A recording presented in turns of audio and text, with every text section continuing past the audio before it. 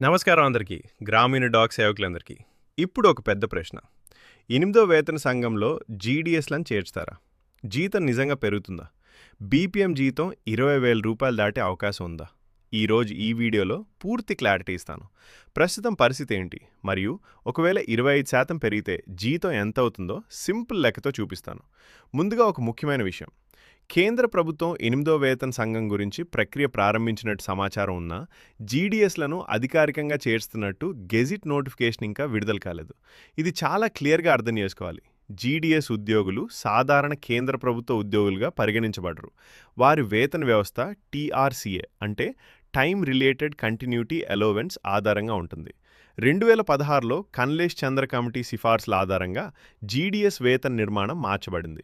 అందువల్ల 8వ వేతన సంఘం వచ్చినప్పుడు కూడా జీడీఎస్ కోసం ప్రత్యేక కమిటీ ఏర్పాటు చేసే అవకాశం ఉంది. ఇప్పుడు అసలు విషయానికి వస్తే, ప్రస్తుతం సుమారు బీపీఎంలకు రూ. 12,000 నుంచి రూ. 29,000 వరకు, ఏ బీపీఎం/డక్ సేవాకలకు రూ.